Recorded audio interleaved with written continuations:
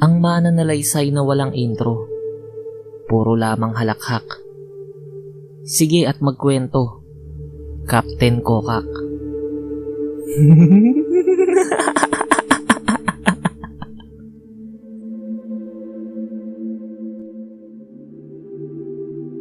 Bago po natin simulan ang kwento, ay nais ko pong magpasalamat kay Sir Renzel Cariaga sa pagkakataong ibinigay niyang muli sa akin para maisalaysay at maisatinig ang isa sa mga piyesang kanyang isinulat.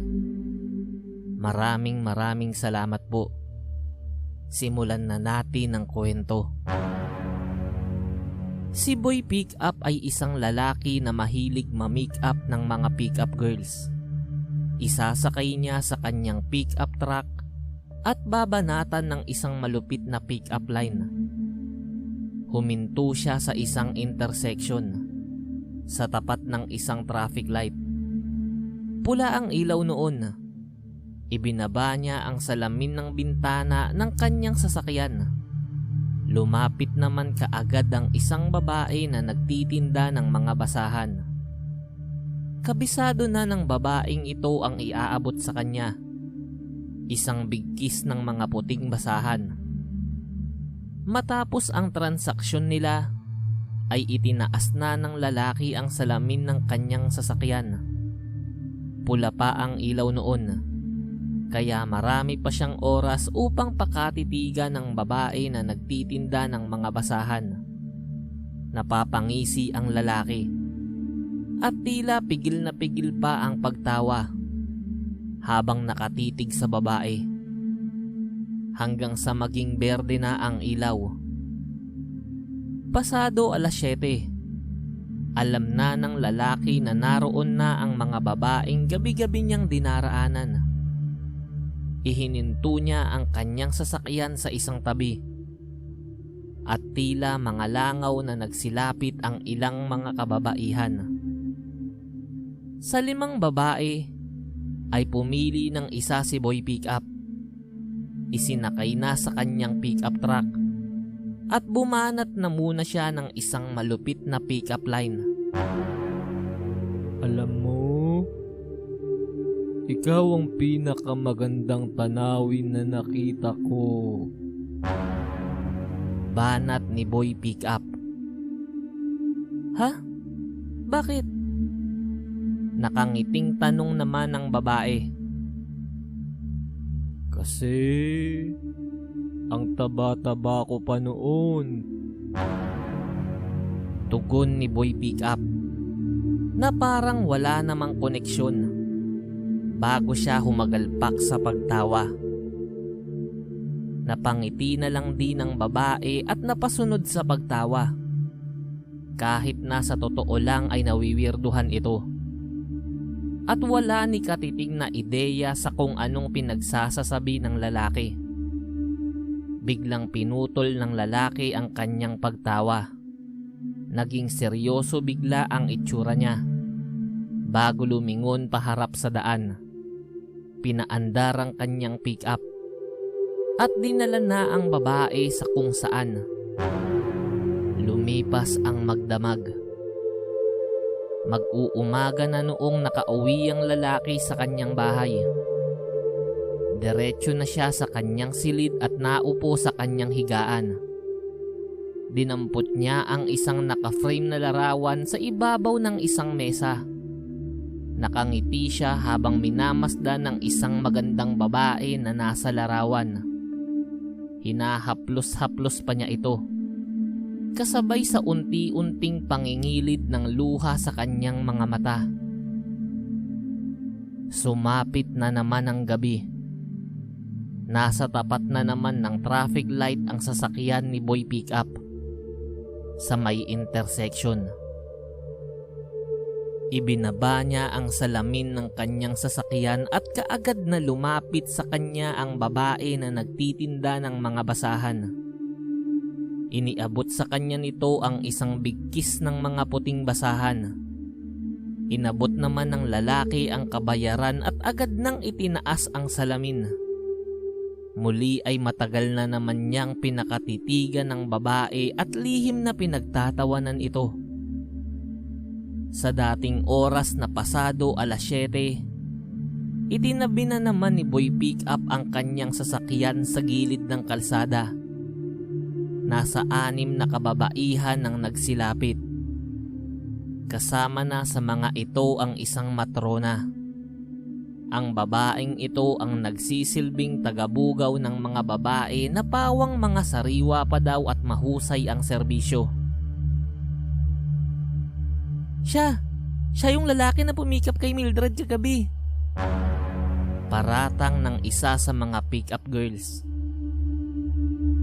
Saan mo dinala yung alaga ko? Bakit hindi na siya nakabalik? Nagngangalit na tanong naman ng matronang babae.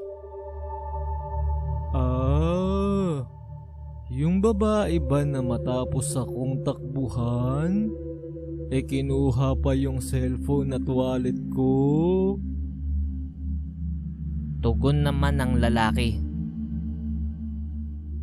Ganun ba? Pasensya ka na. Yung gaga na yun, talagang malikot kasi ang mga kamay nun. Biglang naging malumanay na tinig ng matrona. Pumili ka na lang ng iba. May bago ako. Batang bata. Kaka-18 pa lang. Kahit mas mura na ang bayad. Alok pa ng matrona bilang pambawi. Hindi. Magbabayad pa rin ako sa dating halaga. Heto ang sayo. Tugon ng lalaki.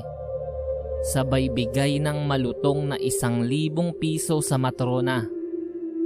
Naging malapad naman ang ngiti ng matabang babae. At iniharap na sa lalaki ang ipinagmamalaki nitong bagong alaga na batang-bata raw. Pinasakay naman kaagad ni Boy Pickup ang pick-up girl sa kanyang pick-up truck. Isinara na ang pinto at itinaas ang salamin.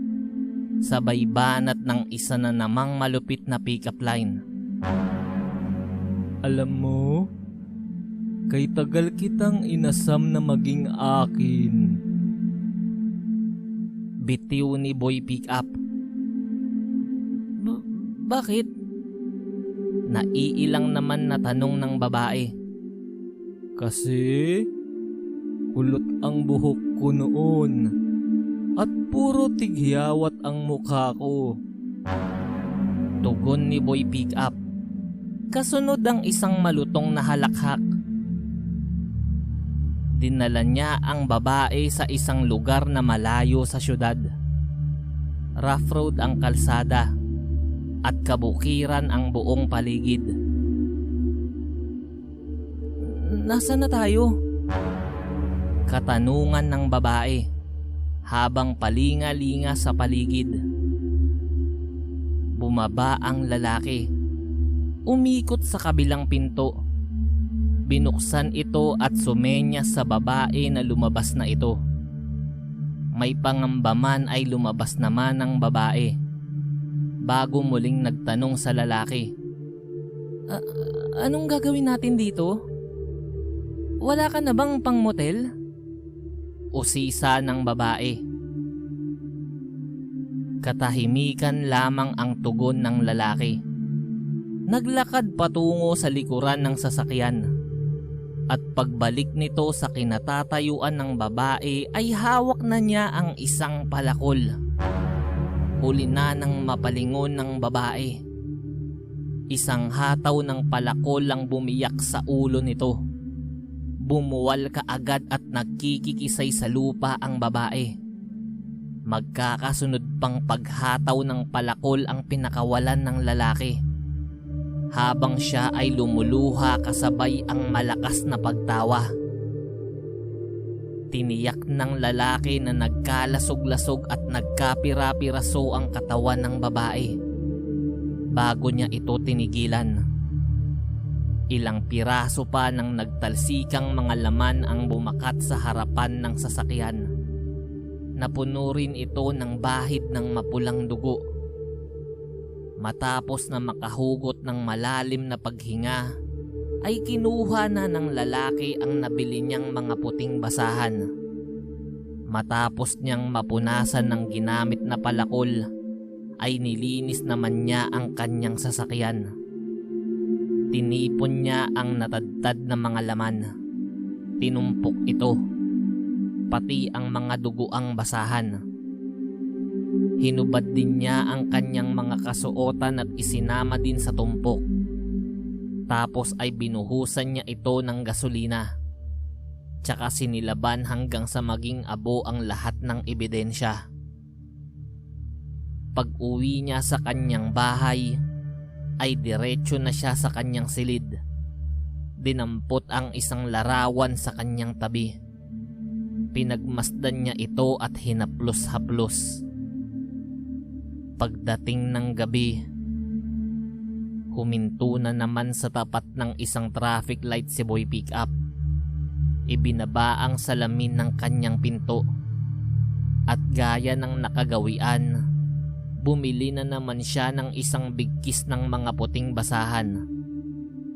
Matapos maibigay ang bayad, ay kaagad na niyang itinaas ang salamin at lihim na naman na pinakatitigan ng babae. Nakilala sa pook na iyon bilang si Neneng B o Neneng Basahan. Ang babae na pinakamagandang tanawin noon para kay Boy. Ang babae na kay tagal niyang inasam na maging sa kanya. Ngunit binaliwala ng babaeng ito ang kanyang pag-ibig. Dahil sa ang taba-taba niya noon, maitim ang batok, pati ilalim ng kanyang mga mata. Kulot ang makapal niyang buhok at tadtad ng naglalakihang tighiyawat ang kanyang buong katawan. Pero ngayon ay baliktad na ang sitwasyon nila. Isa na siyang makisig at machong lalaki ngayon. Malinis ang kanyang gupit at makinis na ang kanyang maputing mukha. Habang ang babaeng pinapantasya niya noon ay kumupas na ang ganda at alindog.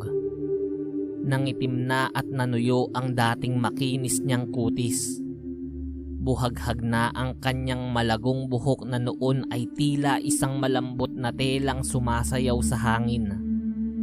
Ang kanyang mga ngipin ay nanilaw na. Sira-sira at nabungi na rin ng iba.